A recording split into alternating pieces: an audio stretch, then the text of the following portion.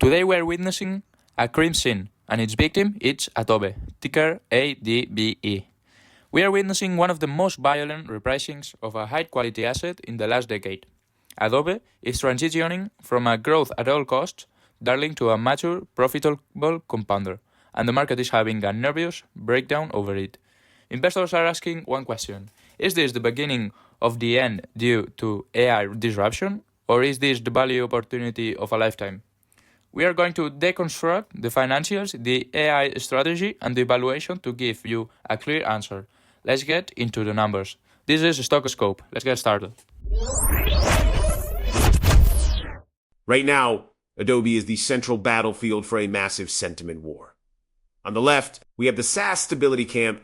These investors see a monopoly. They see a company that powers the entire global creative economy from Hollywood to Madison Avenue. They see sticky enterprise contracts that are almost impossible to cancel. But on the right, we have the AI disruption fear.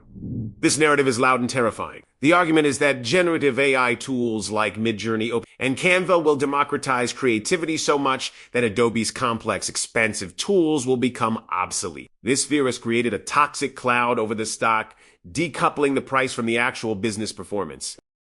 Let's look at the damage on the weekly chart. This is painful. From its peak in 2021, Adobe has suffered a 56% drawdown. We are talking about nearly $200 billion in market cap vapor. The stock has round-tripped its gains, trading back at 2020 levels. Think about that. The company is significantly larger and more profitable today than it was 5 years ago, yet the stock price is the same. Technically, we are sitting in a do-or-break zone. The red box on the chart represents massive multiple compression. Investors used to pay 50 times earnings for Adobe. Now they barely want to pay 20. This chart tells us that the market is pricing in a structural decline. It is betting that Adobe's terminal value is impaired. If you are a contrarian, this chart looks like a coiled spring.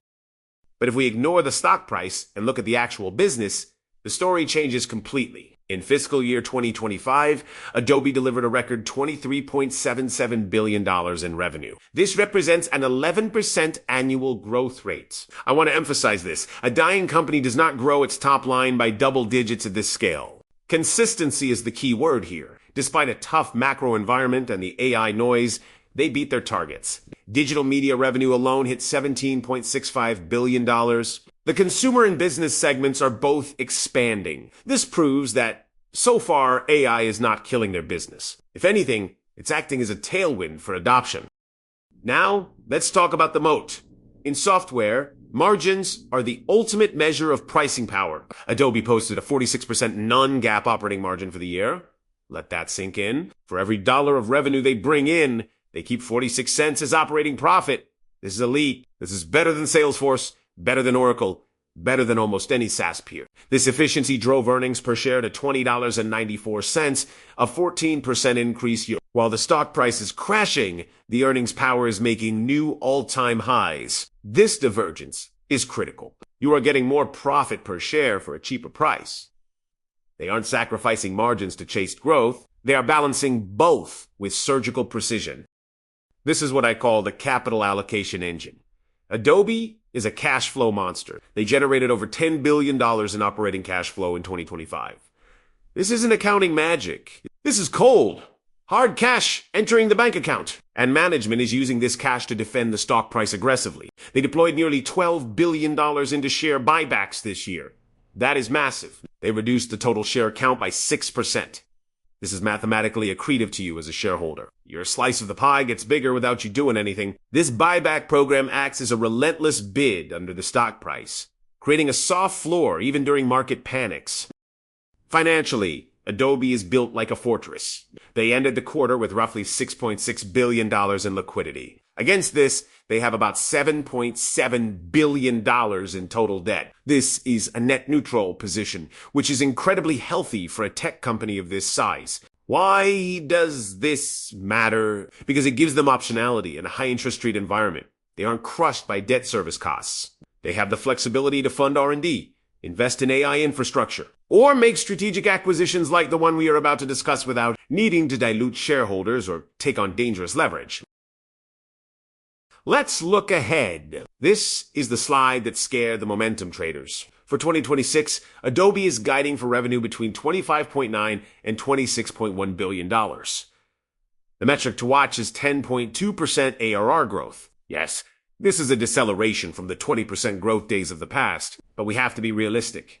This is the law of large numbers. You cannot grow a $25 billion business at 20% forever. We are entering the new normal.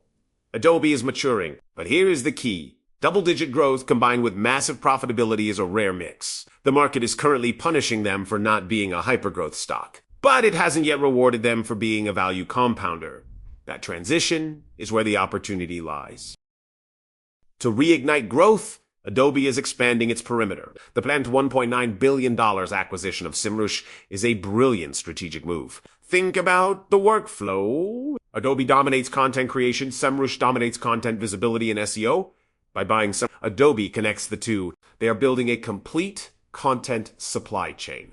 It's no longer just about designing a pretty image in Photoshop. It's about ensuring that image ranks on Google and performs on social media. This vertical integration makes Adobe stickier for marketing departments. It gives them data on how content performs, which feeds back into the creation process. It's a closed loop that competitors can't match. Technologically, this is the most important slide. We are moving from Generative AI to Agentic AI. Generative AI is a toy. It makes images. Agentic AI is a tool. It does work. Adobe is launching agents like the LLM Optimizer and Brand Concierge. These agents don't just help you edit. They perform autonomous tasks. Imagine an agent that takes a marketing brief, generates the assets, resizes them for Instagram, and optimizes the SEO tags automatically. That is doing the work. This shifts AI from being a threat to being a massive productivity multiplier that enterprises will pay a premium for. We must be intellectually honest and address the bear case. Why is the stock down 56%?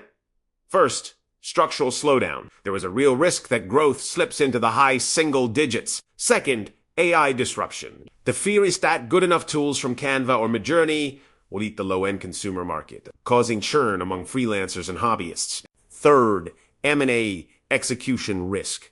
Large acquisitions are notoriously hard to integrate. If the Semrush deal gets blocked by regulators or fails to generate synergies, it's a waste of capital. Bears also worry that Adobe is over-earning right now and that margins will contract as they are forced to spend more on GPU compute to power all these AI features.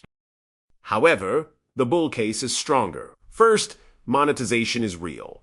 Adobe isn't just hyping it, they are charging for it. Consumption of generative credits has tripled quarter over. Second, the end-to-end moat. Enterprise clients Disney, Nike, Coca-Cola cannot use fragmented, unsecure AI tools. They need the legal indemnification and security that only Adobe provides. Finally, look at the RPO strength. Remaining performance obligations stand at $22.5 billion.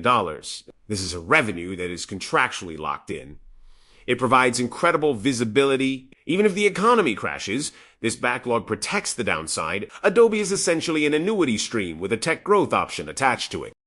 This chart shows the massive dislocation we are seeing. The yellow line is quarterly revenue, which has marched consistently higher for 15 years. The blue line is the stock price.